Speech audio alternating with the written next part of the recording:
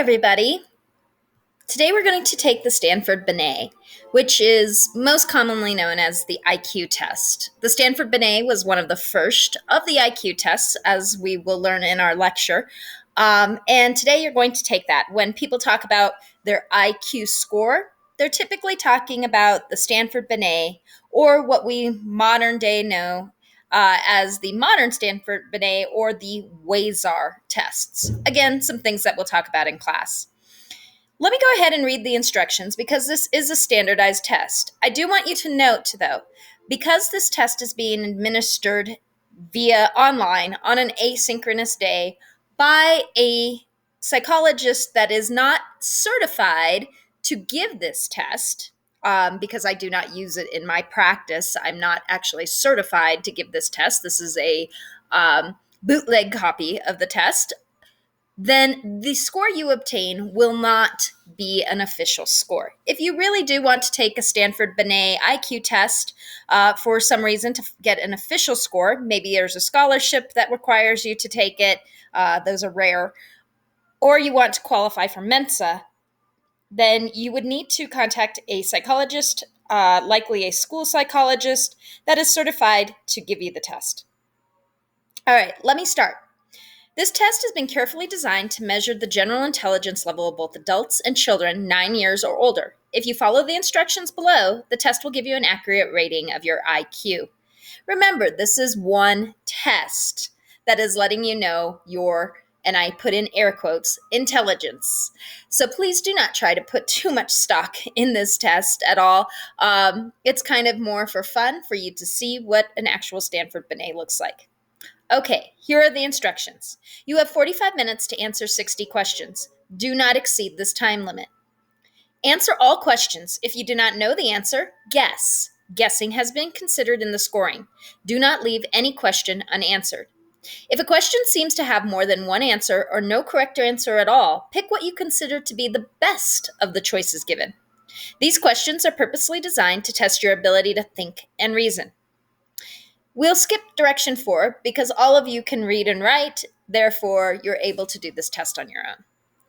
Take a look at the sample questions with me. Carefully study the following sample questions before beginning the test. In some questions, you'll be asked to make a comparison.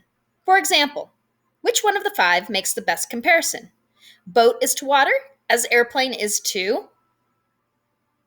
You would choose the best answer. The answer is sky. A boat travels through water. This can be compared to an airplane which travels through the sky. You'll also be asked to compare designs. Which of the 5 makes the best comparison?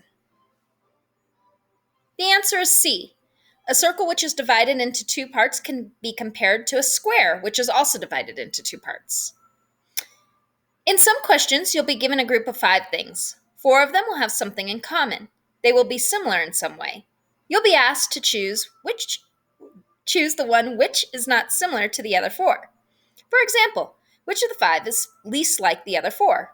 Dog, car, cat, bird, or fish? The answer is car. The others are living animals. A car is not alive.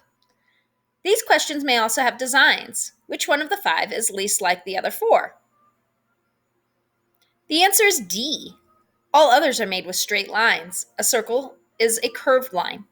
In some questions, you'll be given numbers or letters which are in certain order. They follow some pattern of arrangement. However, one of them will not fit. You'll be asked to choose which one does not fit into the pattern. For example, one of the numbers does not belong in the following series. The answer is 10. Starting with 1, the odd numbers are arranged in order. 10 is an even number which does not fit in the series. Lastly, there'll also be some problems which you'll be asked to solve.